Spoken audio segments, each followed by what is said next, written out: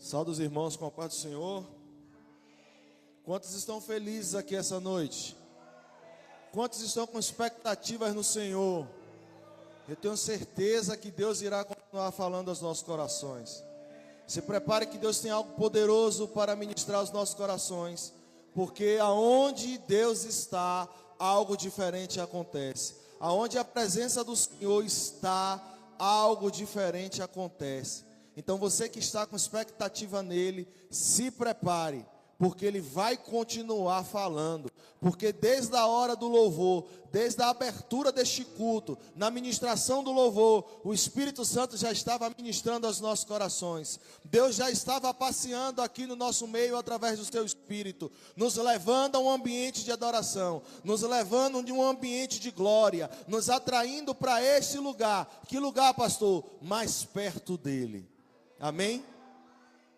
Então vamos abrir as nossas Bíblias no Evangelho de Jesus Cristo, segundo escreveu Mateus, capítulo de número capítulo de número 16, versículo de número 15. Evangelho de Jesus Cristo, segundo escreveu Mateus, capítulo de número 16, apenas o versículo 15.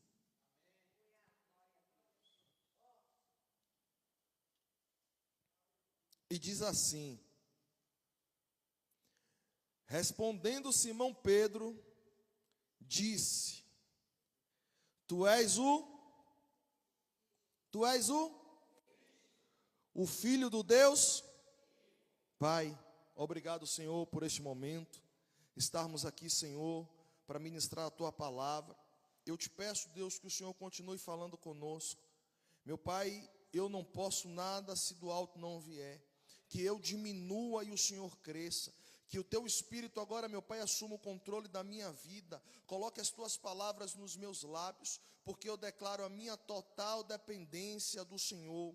Um esboço está aqui preparado, mas o Senhor faz como o Senhor quer, da maneira que o Senhor quer, do jeito que o Senhor quer. Mas estamos aqui para Te ouvir, Deus. Então fala conosco, porque os nossos corações estão como uma terra fértil, sedenta, Senhor, para ouvir mais uma vez a Tua voz. Por isso te damos toda a honra, toda a glória, toda a graça, todo o favor. Opera no nosso meio, opera, Senhor, em nós. Que toda agora distração na nossa mente agora seja arrancada. Que tudo aquilo que possa vir tirar o nosso foco, o nosso entendimento, a nossa atenção na Tua palavra, meu Senhor, que bata em retirada agora. Porque eu declaro que os nossos corações e a nossa mente está totalmente direcionada para o Senhor. A nossa alma se aquieta agora. Ela se aquieta porque o Senhor irá falar, porque ela espera no Senhor, assim como disse o salmista. Então que a nossa alma se aquiete, as nossas emoções sejam controladas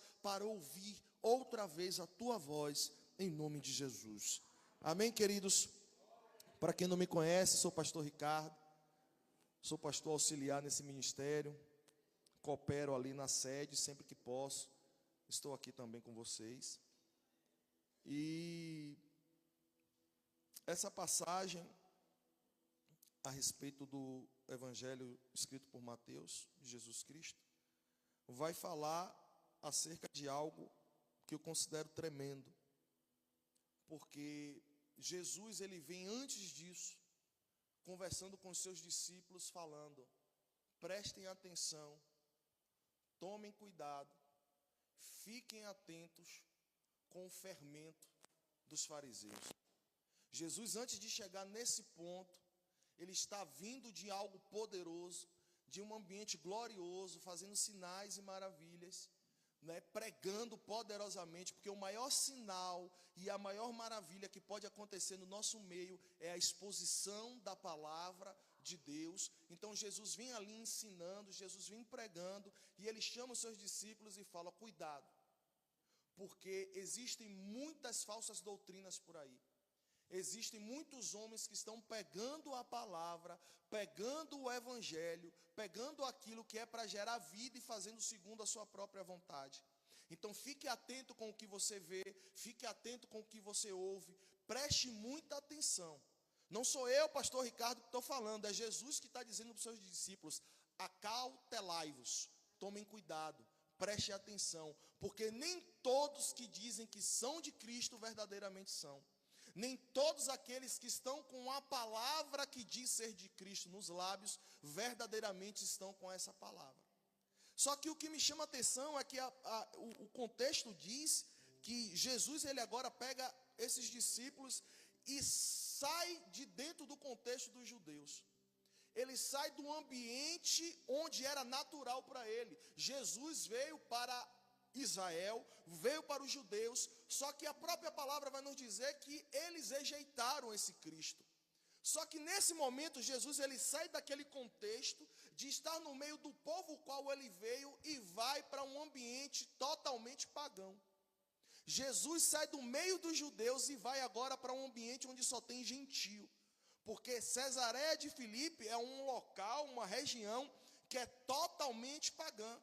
Naquele local havia um templo totalmente dedicado a César Augusto e a Filipe. Quem era Filipe? Um dos filhos de Herodes, um dos tetrarcas daquela região, que reconstruiu aquela cidade. E na reconstrução daquela cidade foi feito um templo em dedicação a César Augusto. E ele disse assim: então, já que a cidade é minha, sou eu que estou reconstruindo, eu vou dedicar um nome a ela específico. Então ele faz uma dedicação a César, por isso que se chama Cesareia, e a ele mesmo, ou seja, Cesareia de Filipe. Então ele está dizendo: quem manda aqui nesse ambiente é o homem. Quem tem o controle dessa região aqui é o homem. Quem tem o acesso e o total poder dentro dessa região aqui é o homem. Ora, mas se Jesus veio para desfazer tudo aquilo que a nossa carnalidade proporciona, tudo aquilo que a nossa humanidade quer colocar no lugar que deveria ser de Deus, Jesus diz assim: eu preciso sair do meio dos judeus e ir a um lugar, porque eu preciso entrar num lugar onde o homem impera. Jesus, ele começa, pastor Agil, dizendo assim, eu preciso sair do meio do meu povo, do meio daqueles que dizem que são meus, porque se eu pregar a verdade do evangelho aqui, eles não vão aceitar essa verdade. Aquilo que eu vou revelar para os meus discípulos no meio dos judeus, ia trazer contenda, ia trazer discussão, ia trazer algazarra, ia trazer bagunça. Como assim, pastor? Porque Jesus, todas as vezes que ele pregava a verdade do evangelho, sempre tinha um fariseu para contender com ele. Sempre tinha um fariseu para dizer: não é bem assim. Sempre tinha um fariseu para dizer que não era daquele jeito, que não era daquela forma. Então Jesus diz assim, aquilo que eu vou ensinar especificamente agora para vocês, meus discípulos, eu preciso sair do meio do meu povo. Eu preciso sair do meio dos judeus. Eu vou para um lugar agora onde ninguém me conhece de fato como eu sou. Eu vou para o meio de gentios, aonde aquilo que eu vou falar, ninguém vai me questionar. Ninguém vai contender com aquilo que eu vou ensinar.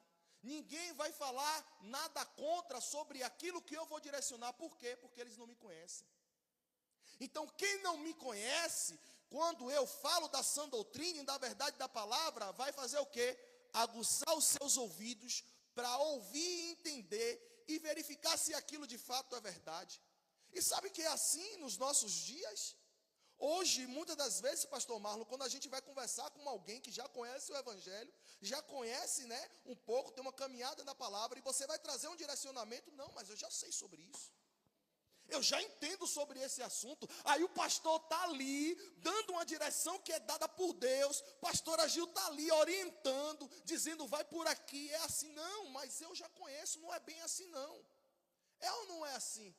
Muitas pessoas que não precisam nem ser um pastor, nós mesmos irmãos, quando estamos conversando com alguém que já conhece a palavra, a dificuldade que aquela pessoa tem de receber a palavra que nós estamos liberando para ela. Por quê? Porque já existe dentro de si uma doutrina gerada conforme a sua própria vontade. Então a verdade da palavra para desfazer isso é difícil. É por isso que Jesus diz: eu preciso sair desse lugar agora.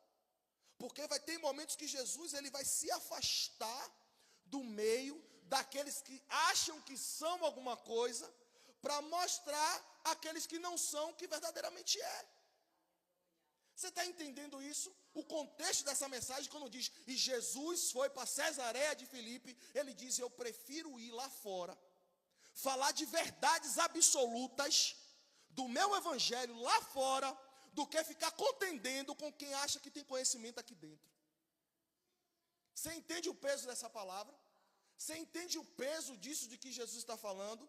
Aí por isso que ele começa dizendo, cuidado com o fermento dos fariseus, porque às vezes a gente fica gastando tempo, se esforçando, querendo trazer um conhecimento, querendo trazer um entendimento para alguém que não quer entender nada.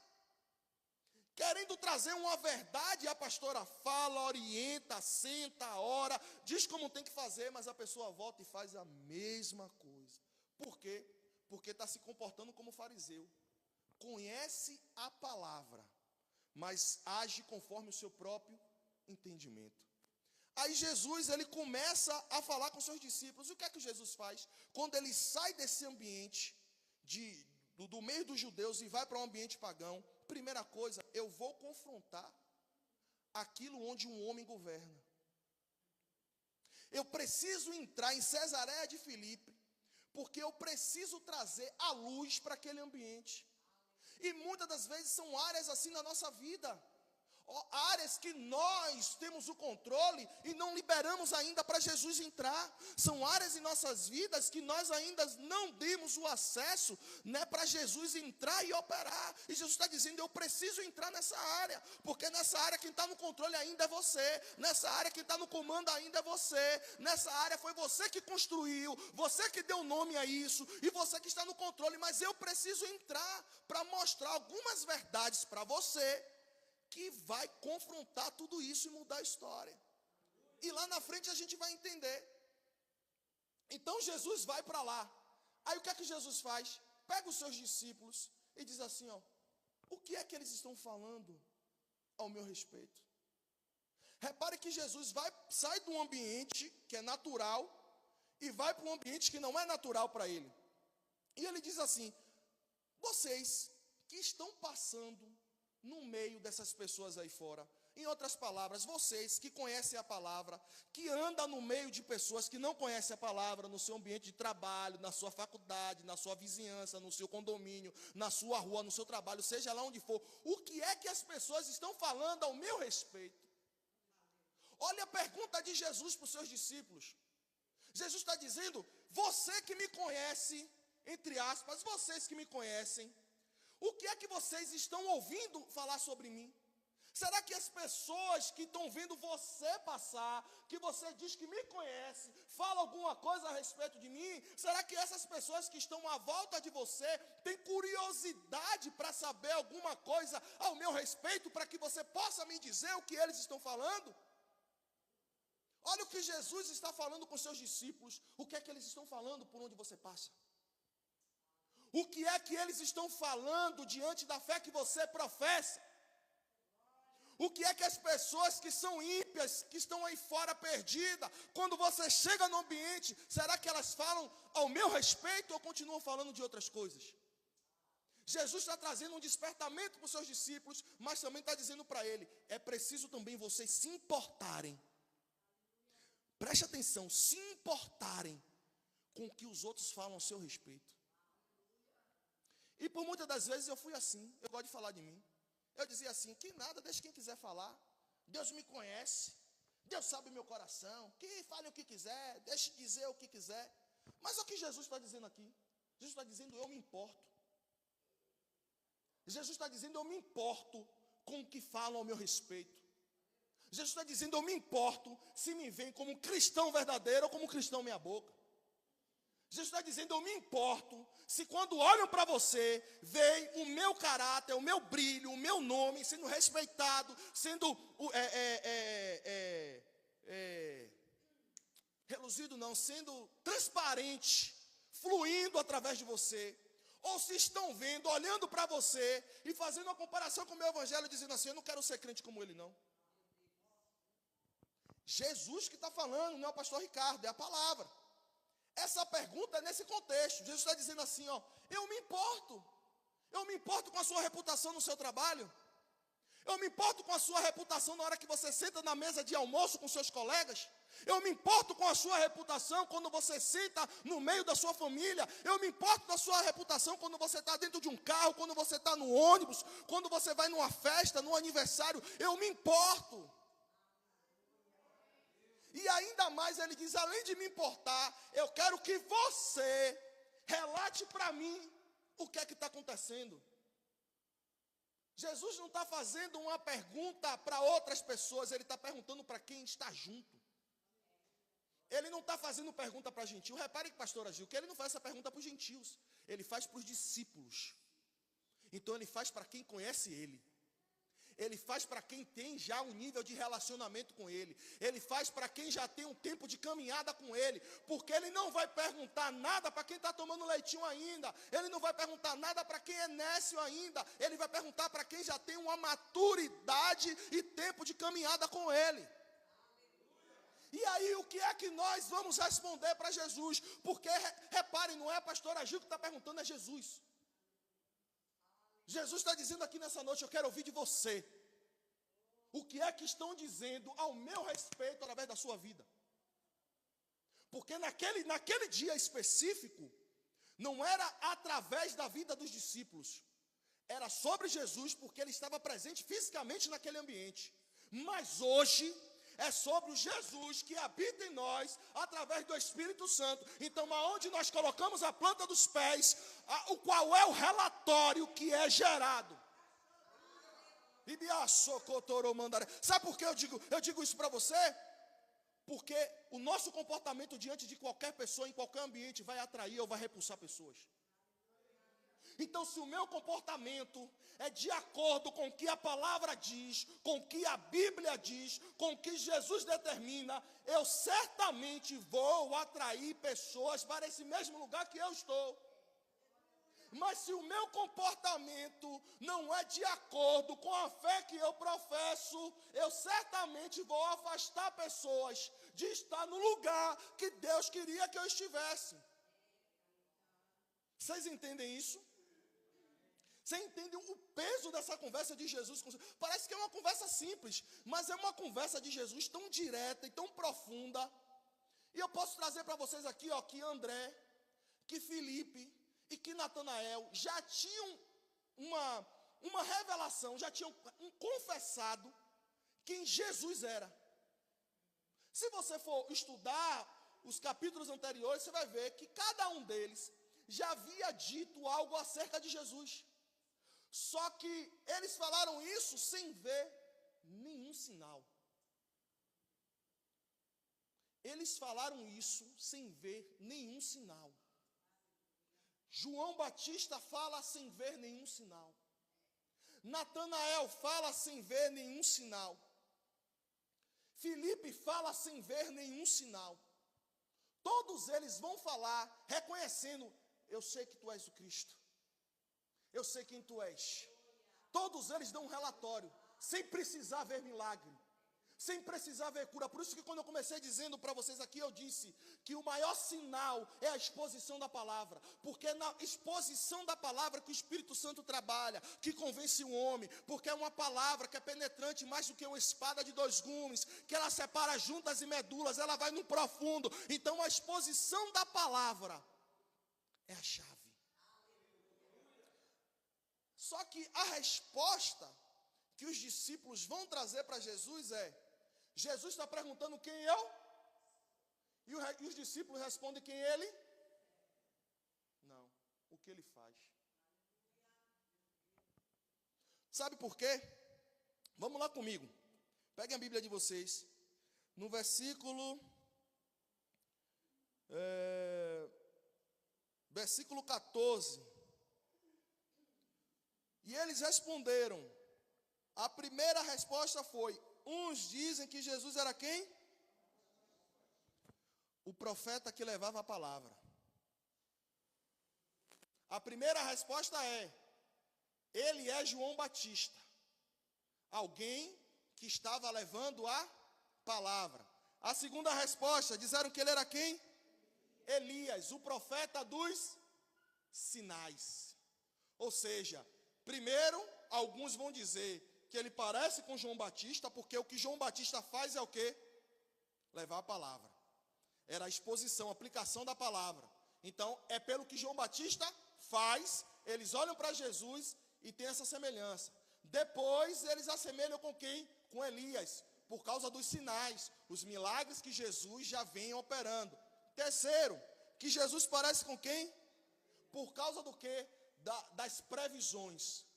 Por causa de tudo aquilo que Jesus já havia direcionado, já havia dito. Agora eu lhe faço uma pergunta. Com relação a João Batista, falar a palavra é ser ou fazer? Falar a palavra é ser ou fazer? Fazer. Realizar sinais em nome de Deus é ser ou fazer? Prever o futuro é ser ou fazer? E um profeta, ele é conhecido como profeta pelo que ele é ou pelo que ele faz? Pelo que ele faz. Então eles agora estão olhando para Jesus e dizendo: Jesus, a resposta para a sua pergunta é: eles te conhecem pelo que você faz. Jesus está perguntando quem eu sou. E eles respondem o que Jesus faz. E eu posso abrir um parêntese aqui, não fique chateado comigo não. Muitos de nós estamos até hoje dentro da igreja assim. Só querendo Jesus pelo que ele faz. Jesus cura. Jesus precisando de dinheiro. Jesus converte o marido. Jesus converte a esposa. Jesus transforma o filho. É só faz. Jesus está ouvindo uma resposta dos discípulos a respeito dos gentios. É de quem está fora. Então, Jesus aceita essa resposta. Por quê? Porque eles estão fora.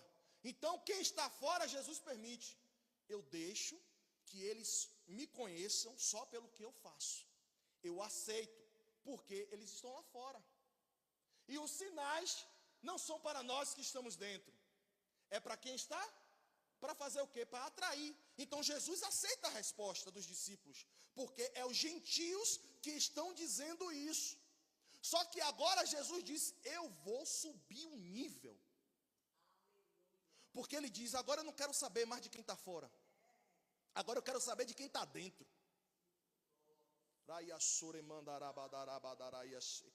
Jesus diz agora eu quero saber de quem está dentro. Aí ele diz: e vocês quem? Meus discípulos. Vocês quem? Que está no culto terça-feira à noite aqui na BBC Pituba. Você quem que diz que é cristão anos e anos? O que é que você diz que eu sou?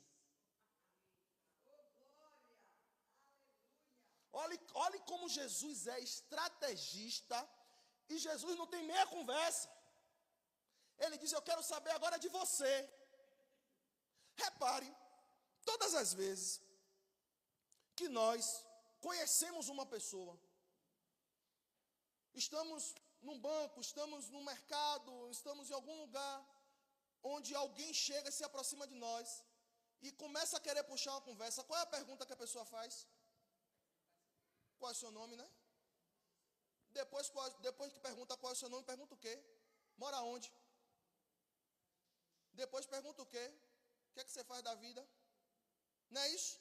Estamos perguntando coisas acerca daquela outra pessoa, mas não estamos perguntando, na verdade, o que a gente deveria perguntar. Porque aquela pessoa poderia dizer qualquer coisa. Aquela pessoa pode ser um ladrão e dizer que é um médico. Nós estamos perguntando coisas superficiais, quando na verdade nós deveríamos perguntar: quem é você? E está aí, pastora Gil, uma coisa difícil: a gente se autodescrever. Só que eu posso me autodescrever para qualquer pessoa de uma forma tranquila. Eu posso botar o que eu quiser e dizer o que eu quiser. Mas como é que eu vou me autodescrever para Jesus? Como é que eu vou me autodescrever para Jesus? E eu vim aqui nessa noite trazer essa reflexão para você. Se Jesus parar hoje, aqui na IBVC Pituba, e virar para você e lhe perguntar, quem sou eu? O que é que você vai responder para ele? Porque primeiro, pastor Agil, para eu responder quem ele é, eu tenho que saber quem eu sou. E eu tenho que saber quem eu sou na íntegra. Porque quando eu sei quem eu sou, eu vou olhar para mim e vou dizer, peraí, tem coisas aqui que não está, que eu preciso ajustar. Tem falhas aqui, tem erros aqui, tem coisas que não estão verdadeiramente ajustadas. Aí você começa a olhar para você e começa a procurar Jesus nessas áreas, você acha? Está entendendo o que eu estou falando com vocês aqui nessa noite? Gente, Jesus está dizendo assim, ó, quando você faz uma autoanálise da sua vida, você tem que olhar para você e ter todas as áreas da sua vida bem definidas. E quando você tem todas essas áreas bem definidas, você tem que olhar e me enxergar. Se você não me enxergar em uma dessas áreas aí, está errado. É o que Jesus está falando aqui. Jesus está falando nada mais, nada menos de relacionamento. Jesus, quando vira para os seus discípulos e diz, eu quero saber agora de vocês, sabe por quê? Porque já tem muito tempo que você está caminhando comigo. Jesus não está pegando alguém que chegou agora. Jesus está falando com pessoas que já tem muito tempo que já foi experimentado, que já viu muito ensinamento, que já viu muita exposição da palavra, que viu milagres acontecer, que viram coisas poderosas acontecer, mas ainda precisava revelar para ele de fato quem ele era. Jesus está dizendo, eu quero que vocês tenham clareza dentro de vocês de quem eu sou, do que eu sou para vocês. Eu quero que vocês tenham bem definido dentro de vocês o que eu represento para vocês. Porque no dia mau, no dia da dificuldade, no dia da tribulação, você vai saber suportar e passar. É sobre isso que Jesus está ensinando para os seus discípulos. Repare que eles vão responder aqui. Pedro vai responder, mas o Pedro que responde aqui é o mesmo Pedro que vai fazer errado lá na frente. Por quê? Porque isso precisa estar bem definido. Se houver sombra de dúvida ou variação de quem Jesus é, precisamos voltar para a fonte. Precisamos voltar para a fonte. Precisamos descer mais. Precisamos buscar mais. Precisamos mergulhar mais. Precisamos renunciar mais. Precisamos jejuar mais. Se não está bem definido dentro de nós quem é Jesus, precisamos voltar para a origem.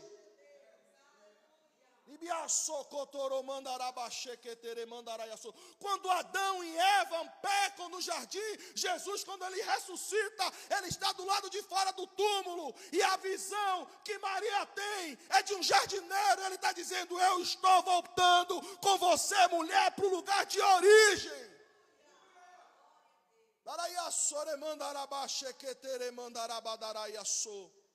Repare, vou fazer aqui um paralelo aqui com Jó. Pastora Néa falou sobre isso domingo de manhã lá e eu peguei.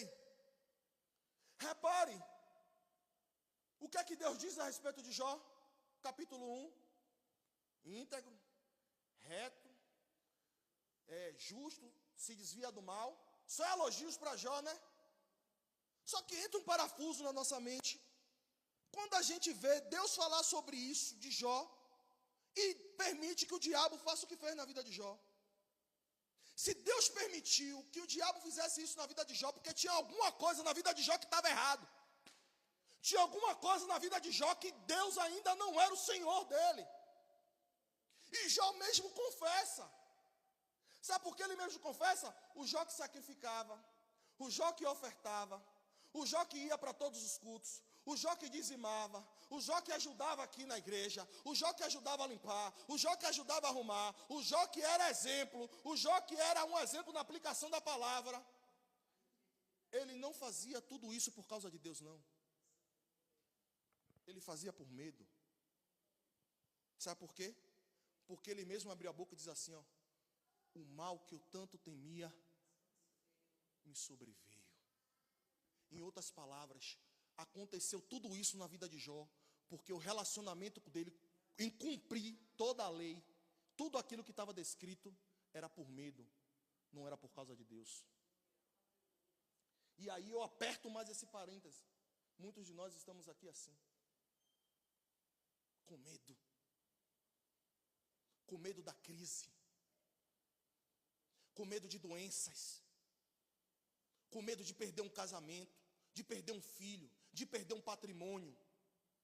Estamos aqui com medo de perder empresa, com medo de perder tantas coisas. Só que o Deus que eu conheço, e o Deus que me trouxe aqui essa noite, Ele diz: lance fora todo esse medo. Ele tem com corajosos. Ele gosta de homens e mulheres corajosos. Ah, pastor, você está dizendo que não é para eu sentir medo? Não, eu não sou ignorante a esse ponto. É natural que o medo venha, mas não é natural que o medo permaneça. Não é natural que a incerteza venha, que a dúvida venha, mas não é natural que ela permaneça. Aí Jó disse: o mal que eu tanto temia, eu atraí o mal, eu temia tanto, por isso que eu sacrificava antes, por isso que eu fazia tudo antes, eu temia todas essas coisas, e por eu tanto ter medo disso acontecer, aconteceu. E por isso que Deus permitiu que acontecesse, sabe por quê? Porque lá no final Jó vai dizer o quê? Eu te conhecia só de quê? Agora eu tenho um relacionamento contigo. Em outras palavras, Jó está dizendo: eu era que nem gentio, eu só te conhecia pelo que o Senhor fazia. Eu só te conhecia pelos milagres, pelas maravilhas, pelas histórias. Eu só te conhecia por isso. Mas agora eu sei quem tu és. Em outras palavras, Jó está dizendo isso: agora eu conheço Deus vivo e todo-poderoso. Por isso que ele também vai dizer: eu falava de coisas maravilhosas demais que eu nem entendia. Ele está dizendo: me faltava relacionamento, me faltava uma definição de quem Ele é, me faltava a convicção e a certeza de quem Ele era para mim. Mas agora os meus olhos te veem. Ele está dizendo: agora pode passar o que for, pode viver o que for, pode ter o que for, eu sei quem tu és. Eu consigo dobrar o meu joelho e orar e ver a tua presença. Eu consigo passar pela dificuldade de sentir a tua presença, a tua mão me segurando, a tua mão me sustentando, a tua mão me ajudando. Talvez era até para eu estar morto, talvez era até para eu estar falido já, talvez era até para eu estar na rua, mas a tua mão me sustentou, a tua mão me livrou, a tua mão me guardou, a tua mão proveu, a tua mão me sustentou, porque através do relacionamento eu recebo as tuas coisas preparadas para mim.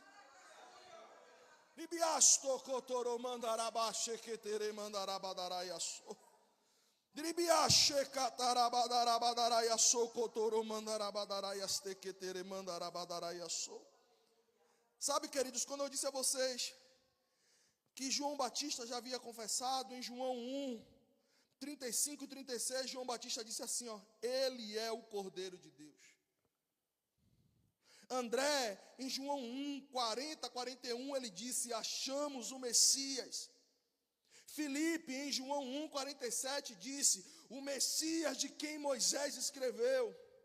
Natanael, em João 1, 49, disse: tu és o Filho de Deus. Todos eles já haviam entendido e já tinham professado quem era Jesus, mas tinha um ali que ainda não tinha aberto a sua boca para declarar quem ele era. E quem era esse homem? Pedro. Jesus cria toda essa situação, todo esse plano de fundo de ensino, para incitar Pedro a colocar para fora. Para incitar Pedro a ter uma atitude e confessar quem ele era. Porque a referência, pastor Agil, de Pedro até ali era João Batista. Só que Pedro já estava vendo João Batista não fazer mais nada, então a cabeça dele estava entrando em parafuso. Porque o tempo de João Batista passou. Agora era o tempo do Verbo encarnado. E ele estava tentando se segurar quanto àquilo ali. E o desejo de Jesus era fazer com que Pedro revelasse, que Pedro colocasse para fora. E muitas das vezes Deus vai nos colocar em situações que vai nos confrontar para que a gente coloque para fora a essência dele que habita em nós. Sabe, queridos, quando Pedro, ele vai ter essa revelação, Jesus pergunta, eu acredito que Pedro estava ali entre os outros, olhou para um lado, olhou para o outro, você falou, e eu não falei. Eu acho que Pedro olhou assim e disse, rapaz, ele está falando comigo. Ele está falando comigo. E sabe, a gente precisa entrar nesse lugar de entender que quando uma palavra é liberada no altar, a gente, em vez de ficar apontando, não, essa palavra é para fulano, para ciclano, para beltrano, a gente tem que olhar e dizer assim, essa palavra é para mim. Eu tenho que sentir que essa palavra está falando comigo. Eu tenho que pegar essa palavra e dizer, é para mim. Eu tenho que absorver alguma coisa dessa palavra, porque se não fosse para você não absorver nada dessa palavra, você não estaria aqui. Se Deus te colocou aqui, é porque que Ele quer que você absorva essa palavra. Foi o sentimento de Pedro naquele dia. Ele disse, eu não estou num culto qualquer, entre aspas. Eu não estou numa conversa qualquer com Jesus. Ele está falando diretamente comigo. Apesar de Jesus perguntar no contexto geral, e vocês? Pedro disse, é comigo. Eu preciso ser confrontado ao ponto dessa palavra e dar uma resposta positiva em cima dela. Eu preciso parar de ser alguém só que absorve e não devolve nada do que absorveu. Pegue uma bucha seca e vá lavar um prato sujo para ver se você consegue limpar. Agora, se ela não absorver, se ela absorver a água e o sabão, pode ter certeza que o prato vai sair limpinho, porque aquilo que ela absorveu, ela vai misturar ali junto com ela, vai conseguir fazer a limpeza e o prato vai sair limpinho, porque ela absorveu e está devolvendo. Entendeu? E aí Pedro agora tem uma revelação. Vamos lá comigo, versículo de número 16. Versículo de número 16. 16. Pedro diz, tu és o... E depois tem o quê? Não, tem uma vírgula. Tu és o Cristo. É a primeira parte da resposta de Pedro. A segunda parte é o Filho do Deus vivo. Sabe por quê? Quando Pedro diz, tu és o Cristo, ele está afirmando junto com os outros. É pelo que o Senhor faz. Ele está dizendo, eu reconheço o que o Senhor faz.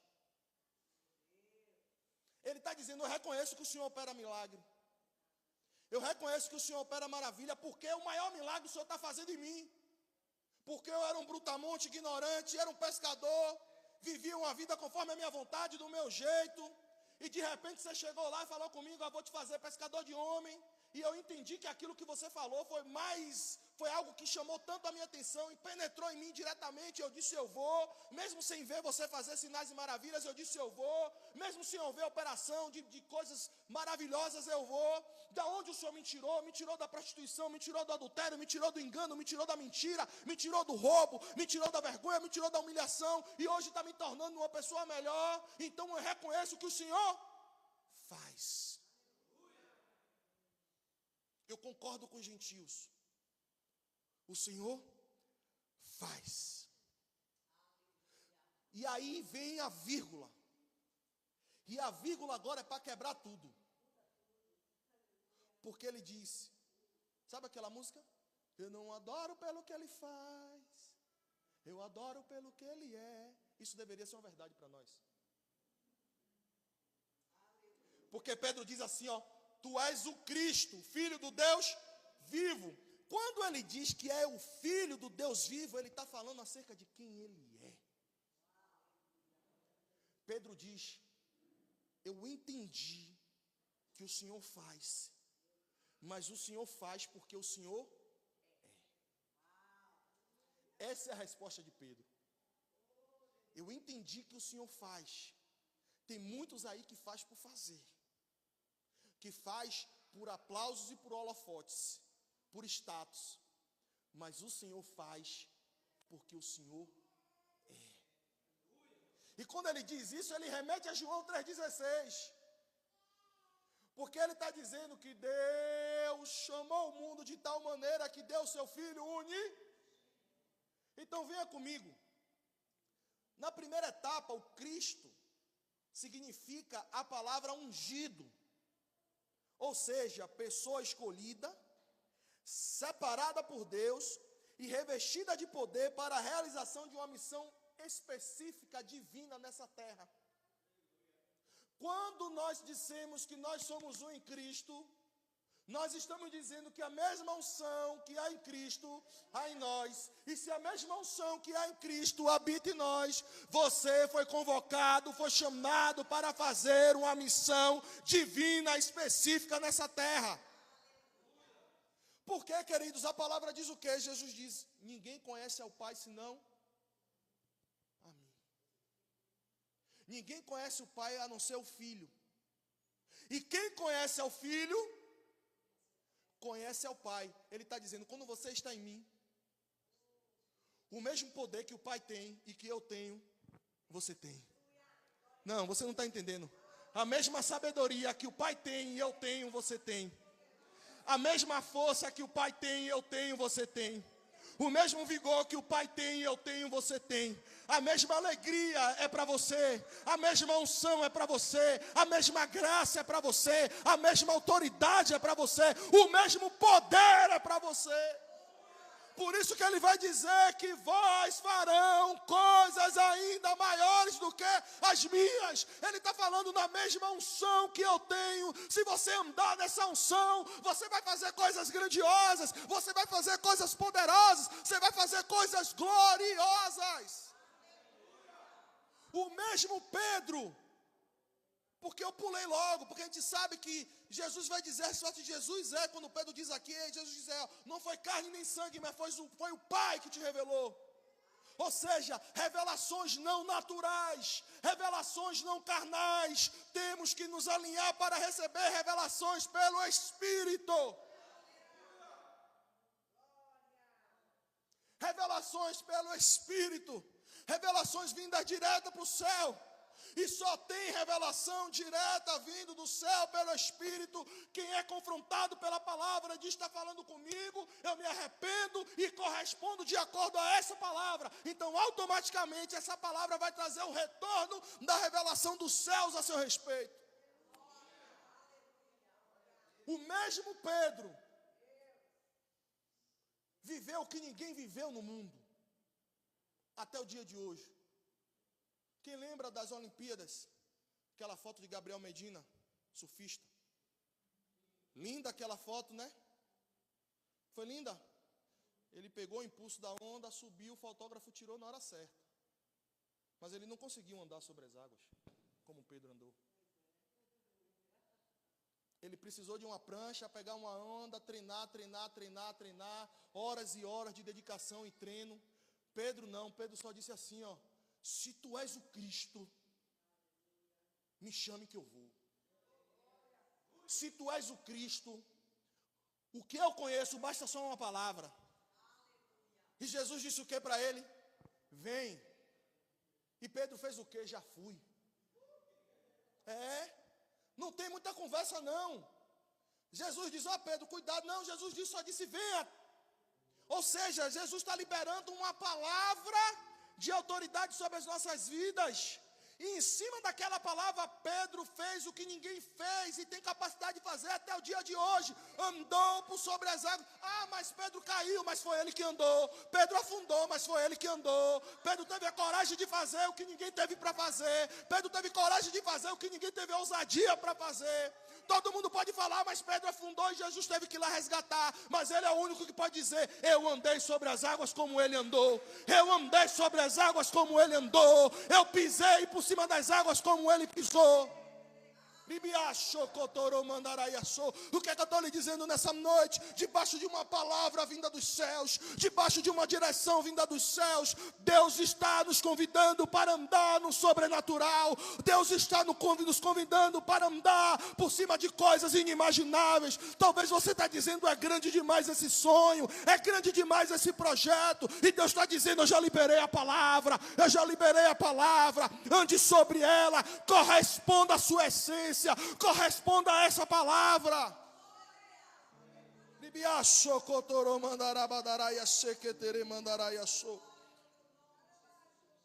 Porque, queridos, unção não é talento. Unção não é talento. Tem gente que prega bem, que louva, que evangeliza, que faz e acontece, mas não tem unção. E fica se escondendo atrás de talento. A unção sempre só foi liberada para pessoas específicas. Como assim, pastor? Pessoas que estão dispostas a entregar a sua vida totalmente para o favor do Senhor. Pessoas que estão totalmente dispostas a pegar a sua vida e colocar diante do Senhor para o Senhor fazer como Ele quer.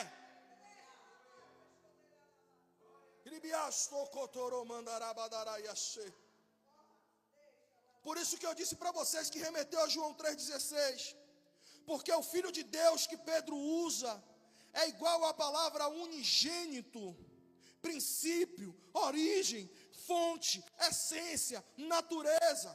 No latim, a união da palavra unus, que significa um, e gênitos, que significa gerado, ou seja, único gerado, ou filho único. Do grego, a palavra monogênesis, o único do seu tipo, ou sem igual, o único filho de Deus com a natureza divina e única, e diferente dos filhos de adoção. Em outras palavras, Pedro está dizendo, eu sei que só existe o Senhor, não há outro igual a ti. Pode ter aí vários deuses, várias divindades espalhadas, mas não há um que seja igual ao Senhor. Não há um que tenha a mesma essência, não há um que tenha a mesma autoridade, não há um que tenha o mesmo poder, não há um que tenha a mesma autoridade, somente a ti. O Senhor é o único.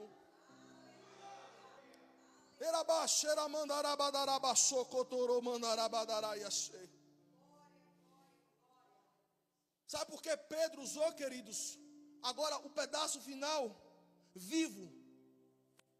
Porque Cesareia de Filipe era dominada por uma divindade chamada Pan. Era quem imperava naquela cidade, uma divindade pagã. Quando Pedro diz Deus vivo, pastor Marlon, ele está dizendo, o Deus que eu estou falando, dentro de Cesareia de Filipe, está vivo. Mas esse tal de Pan, que eles estão cultuando aqui, é morto. Em outras palavras, Pedro está dizendo, o único Deus vivo aqui é o Senhor Jesus. O único vivo e poderoso aqui é o Senhor. Eles podem falar de Pan, pode falar de Iemanjá, pode falar disso, daquilo outro, pode utilizar tantas coisas, mas o único que é vivo, o único que reina, o único que é poderoso é o Senhor. Eu não reconheço nenhum outro além de ti. Por isso eu digo, Pan, aqui você não vale nada, você não tem poder nenhum, você não tem autoridade nenhuma, porque o próprio Deus está aqui, vivinho na minha frente.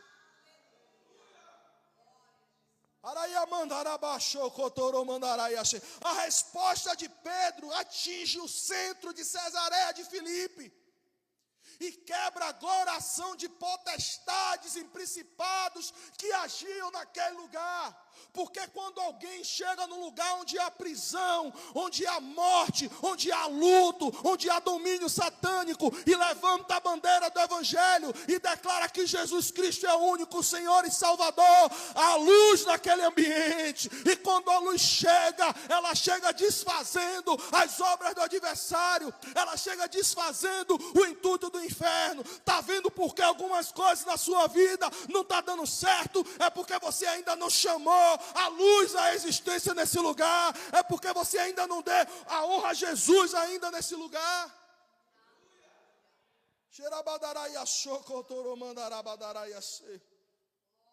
Posso lhe dizer uma coisa? Saulo,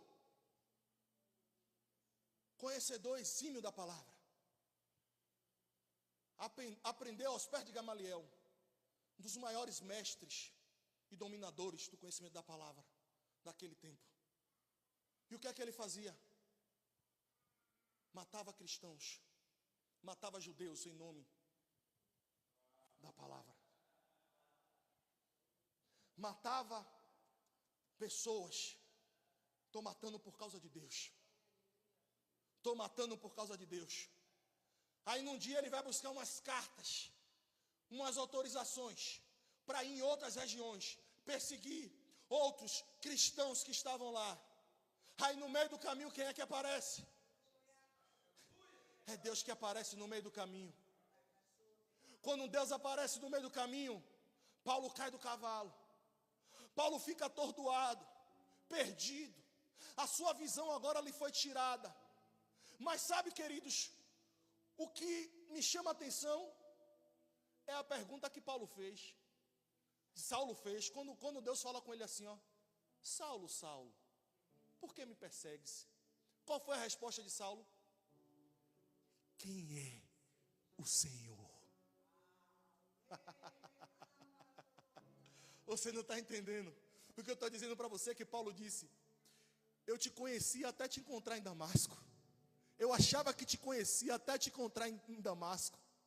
Eu agia como fariseu, porque eu pegava essa palavra e agia, na verdade, estava agindo conforme a minha vontade. E eu machuquei pessoas, eu feri pessoas, porque eu agi conforme a minha vontade, usando a tua palavra.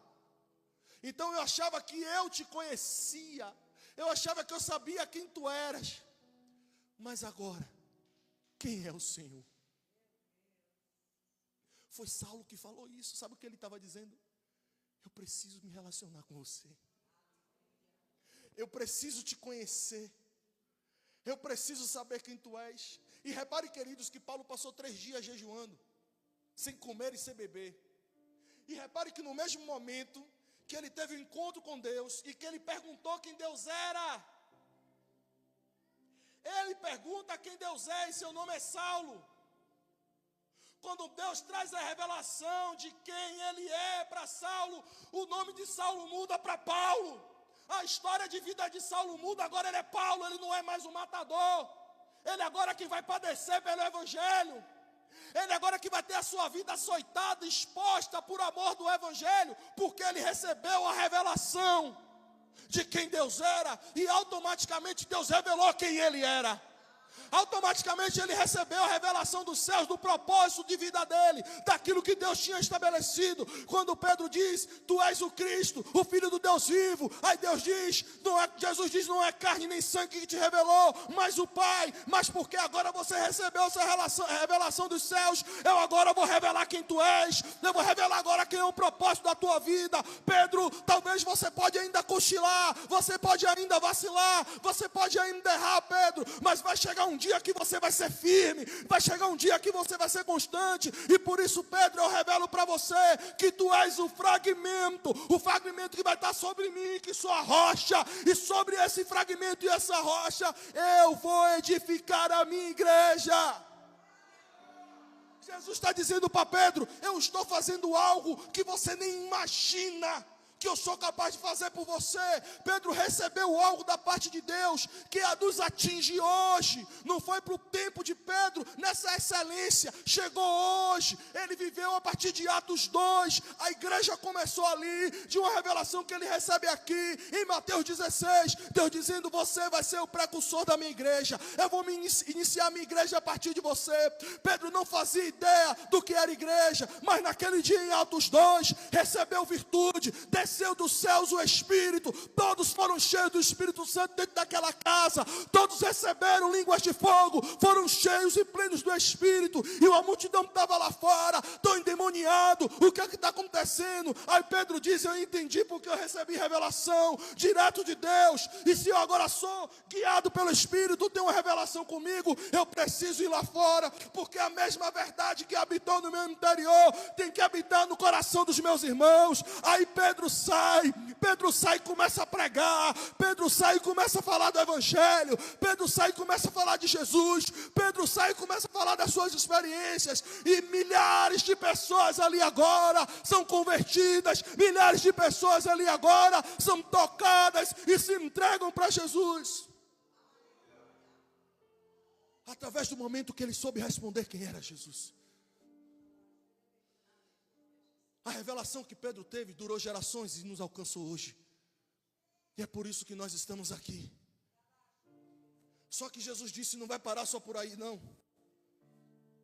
Porque juntamente com a igreja, eu vou entregar nas mãos da minha igreja, nas mãos daqueles que são guiados pelo Espírito, nas mãos daqueles que têm convicção de quem eu sou, as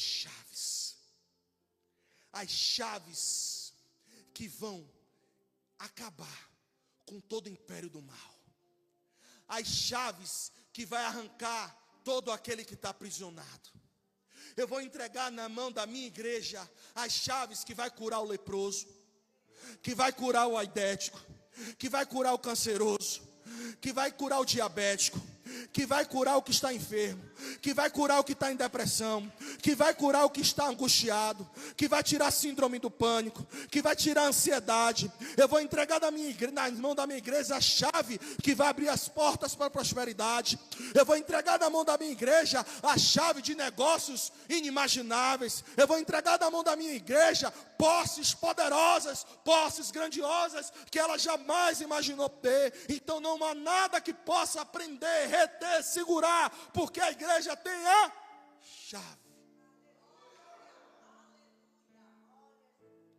Chave que abre cadeias. Repare que Pedro estava, meu Deus, Pedro estava onde? Preso. Pedro foi fazer o quê? Dormir. Só que enquanto Pedro estava dormindo, pastor Agil, o que é que estava acontecendo com a igreja? Então a igreja tem a chave.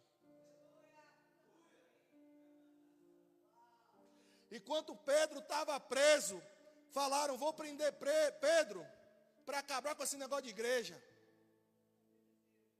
Aí Jesus diz, reúne ali, meu povo. Vamos se juntar aqui em oração. Vamos se juntar aqui na intercessão. Porque quando nós estamos juntos orando, intercedendo, a chave já está com vocês, só porque vocês não estão juntos orando, não entendeu. Que a chave está lá. A falta de oração e de unidade tira a gente a percepção da chave. Meu Deus. Porque, pastor Agil, foi quando a igreja orava, o Espírito de Deus falou assim, ó, a igreja está orando, pega a chave que abre a prisão aí, anjo. Vai lá, tira Pedro de lá. Você está entendendo o poder da oração e o poder da unidade? Foi a chave que Deus entregou para a igreja, para o corpo. Então mal nenhum pode prevalecer contra a sua casa, mal nenhum pode prevalecer contra a sua família, mal nenhum pode prevalecer contra os seus filhos, contra a sua parentela, contra os seus negócios, contra o seu trabalho, a sua vida profissional. Todas as vezes que o inimigo se levantar e dizer que não vai dar certo, que vai travar, que vai dar tudo errado, diga, eu tenho a chave. Mas só pode dizer quem tem a chave, quem sabe quem Deus é. Porque quando sabe quem Deus é, sabe a revelação que Ele deu. E quando sabe a revelação que Deus deu, nada te para. Porque nada mais parou Pedro, nada mais parou Paulo. Não teve prisão, não teve açoite, não teve nada mais pararam eles. Porque a convicção e a certeza do propósito e do chamado de quem Deus era é maior do que qualquer coisa. É maior do que qualquer coisa. Se coloca de pé, se coloca de pé, se coloca de pé. Aleluia, aleluia, aleluia, aleluia, aleluia. Aleluia. Aleluia. Oh, aleluia. Dar-te-ei as chaves do reino dos céus. Ele está dizendo, olha, não se preocupe com as coisas terrenas, porque para as coisas terrenas darem certo aqui embaixo, tem que ser liberado nos céus. Então ele diz, eu te dou a chave do reino dos céus, porque quando no céu é liberado, a terra não retém. Quando no céu é liberado, a terra não segura. Porque quando o céu libera, não há quem possa deter, não há quem possa parar, não há quem possa impedir. Aleluia. E o que ligares na terra será ligado nos céus, ou seja, aquilo que você determinar aqui na terra será determinante também no céu. Se você disser, sai para lá miséria, sai para lá demônio, sai da minha vida, sai da minha família, acontece. Se você disser saúde chegando no meu corpo e crer nessa palavra, acontece. Se você decretar uma palavra de provisão, de milagre, acontece. Uma resposta acontece. Por quê? Porque você tem a chave. Oh, aleluia. Por outro lado ele também está dizendo: o que desligares na terra será desligado no céu. É quando alguém vem e lança uma palavra de maldição, uma palavra contrária, uma palavra negativa na sua vida. É quando você está cheio de ímpeto, de alegria, e recebe uma palavra negativa, e alguém diz para você: não vai dar certo, vai dar errado, pare que não vai dar, não tem jeito, pare com isso, ceda, aceite isso. Aí Deus está dizendo: desliga isso, não aceita isso não, porque se você deixar, isso vai ficar sobre a sua vida. Então desliga as palavras negativas, cancela ela, porque quando você desliga aqui na terra, no céu também é desligado, porque você tem a chave. Aleluia. Deixa eu beber uma água. Aleluia.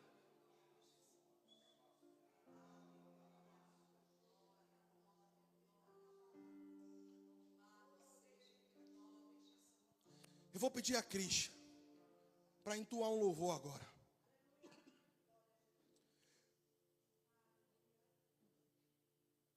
Enquanto o Cris estiver entoando um louvor, eu quero que você se autoanalise. E eu vou pedir que você primeiramente olhe para você mesmo, feche seus olhos. E responda para você mesmo quem você é. É uma autodescrição. Esqueça quem está do seu lado. É você e Deus. Não é o pastor Ricardo que está perguntando para você. Faça uma autodescrição de quem você é. Como eu falei no começo, as áreas bem definidas da sua vida. Olhe agora para dentro de você. Só você tem esse poder. Duas pessoas, você e Deus, de olhar para dentro de você e fazer uma autoanálise. E segundo essa autoanálise, você vai olhar para a área da sua vida, seja saúde, seja emocional, seja financeira, seja casamento, seja sonhos, projetos, sabe? Você vai olhar para isso e você vai ter que descrever se Deus está lá. Sabe essa música que está bombando aí agora de Nair Nani? Ela diz o quê? Deus estava lá. Jesus estava lá. Então olhe agora, feche seus olhos. Reflita agora sobre a sua vida e faça uma autoanálise de quem você é até o dia de hoje. E pelos olhos espirituais agora, de olhos fechados, eu quero que você veja Jesus. Você se enxergando nesse contexto, junto com aqueles discípulos. E Jesus fazendo essa pergunta para você: quem eu sou para você? Eu sou o Jesus de Marta, que só faz? Ou eu sou o Jesus de Maria, que se prostra e adora? Que busca o relacionamento? Eu vim te falar nessa noite da coisa mais importante, de algo mais importante em nossas vidas. De saber quem Deus é. Ter bem definido quem Deus é. Eu vim te falar nessa noite de você olhar para si mesmo e dizer: Senhor, nessa área aqui, eu não te vejo não. Nessa área da minha vida aqui, o Senhor não é o Senhor. E talvez você colocou algumas coisas no trono de Deus, no local de Deus, em algumas áreas da sua vida. E às vezes você passa tempos e tempos dentro da igreja, já mudou de igreja, e a vida não muda. Parece aquele povo que andou no deserto 40 anos, andando em círculo. Porque Deus ainda de fato não era o Senhor. Sacrifício vivo. E agora eu quero que você fale com Ele. Rasgue o seu coração. Se você quiser chorar, chore. Se quiser se ajoelhar, se ajoelhe. Se quiser pular, pule. Se quiser cantar, cante. Se quiser gritar, grite. Mas abra o seu coração. Porque nós fomos expostos a uma palavra nessa noite. E nós temos que corresponder de acordo a essa palavra. Porque essa palavra não foi só para te confrontar, mas foi para revelar quem você é. Para dizer para você que quando você se expõe a essa verdade e reconhece quem Ele é e sendo o Senhor da sua vida, Ele também revela o propósito e o plano dele na sua vida. Talvez Ele vai ter que mudar seu nome, como Ele mudou de Saulo. Porque o nome de Saulo antes disso era assassino, perseguidor. E talvez estão te chamando de enganador, de mentiroso. Estão te chamando de falso, estão te chamando de tantas coisas ruins. Mas quando você conhece a Ele e tem esse encontro com Ele, Ele diz: você não é o que os outros estão dizendo que você é. Porque você é aquilo que eu digo que você é. E eu te chamei pelo nome antes mesmo de você ser uma substância informe. Antes mesmo da fundação desse mundo, eu já conheci a sua história, já escrevi toda a sua trajetória. Preparei um plano perfeito, uma história linda para a sua vida. Abra o seu coração. Abra o seu coração. Fale com Ele agora. Mais lindas, as harmonias mais brilhantes, se não há verdade em nós, pois de que vale ter tudo e não ter nada? Te dá meus lábios, não minha alma. Eu quero entregar a Ti, entregar minha vida com adoração. Não vale a pena só me emocionar e buscar as canções mais lindas para cantar, se eu não for uma canção que alegra a Ti. Diga: Jesus, entra na minha Cesareia hoje. Não queimar por Ti. Entra na Cesareia do meu casamento. Só me emocionar. Entra na Cesareia das minhas finanças. Entra na Cesareia da minha vida sentimental. Entra na Cesareia da minha vida profissional.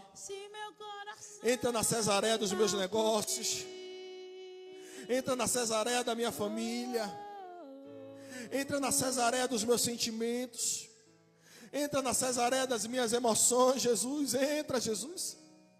Vem cá, Jesus. Vem cá, porque eu estou precisando ouvir essas verdades. Vem cá, Jesus, que eu estou precisando ouvir essas verdades nessas áreas da minha vida. Vem cá, Jesus, vem cá, Jesus.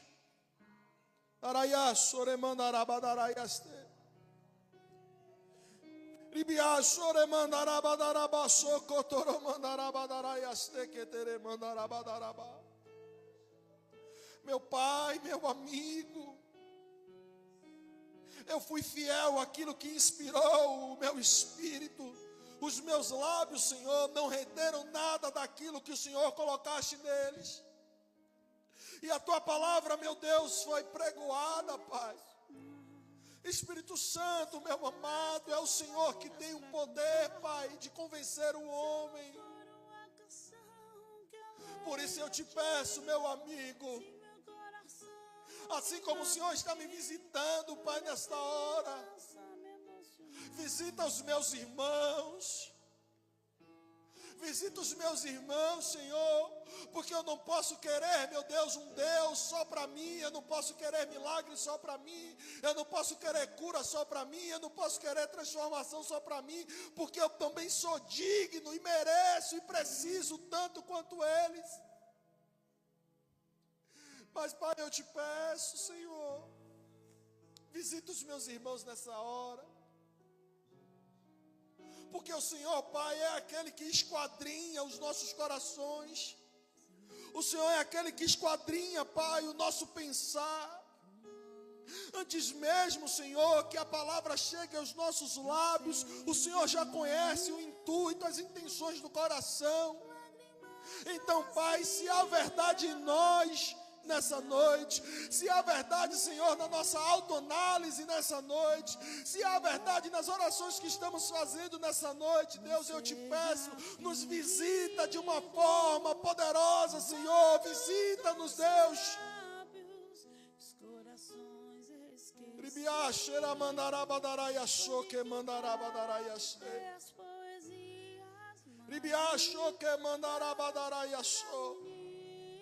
Porque nessa hora eu dou uma ordem que prisões sejam abertas. Prisões agora sejam abertas. Pessoas que estavam escravizadas, que estavam, meu Deus, escravizadas nos seus problemas, nas suas dificuldades, nos traumas, nos medos, nas paralisias. Eu declaro agora e dou uma ordem agora que todos os grilhões, que todas as correntes, que todas as prisões sejam quebradas, sejam abertas agora. E eu declaro agora a liberdade. Eu declaro agora, meu Pai, que elas são livres. Eu declaro agora, meu Senhor, uma palavra de cura para aquele que estava enfermo. Receba a cura, porque, meu Pai, a cura não é algo que a gente faz, a cura é o próprio Senhor Deus. Não tem como a medicina explicar quando o Senhor vem e confunde todo o relatório médico, porque não tem a ver com a cura em si, não tem a ver com o que o Senhor faz, tem a ver com o que o Senhor é, Pai. Meu Deus, o Senhor também é provisão, meu Deus. Todas as vezes que o Senhor Jesus falava e descrevia na sua palavra, o Senhor nunca foi de ficar dizendo eu faço. O Senhor sempre disse eu sou a porta das ovelhas, eu sou a videira verdadeira, eu sou o caminho, eu sou a verdade, eu sou a vida, eu sou o pão que desceu do céu. O Senhor sempre declarou eu sou.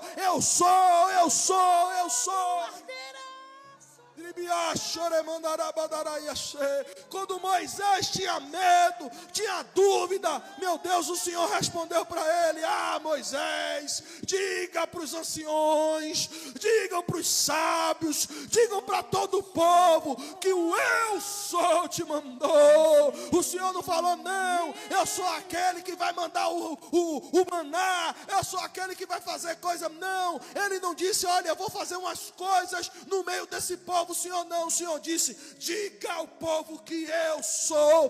Todas as vezes, Moisés, que você se dirigir com Arão à presença de Faraó, diga que o eu sou disse, o eu sou falou, o eu sou ordenou, porque quando você revela quem eu sou, eu faço acontecer sinais, prodígios e maravilhas, porque não é através do que eu faço, é através do meu nome, e o meu nome é por gerações e gerações e gerações.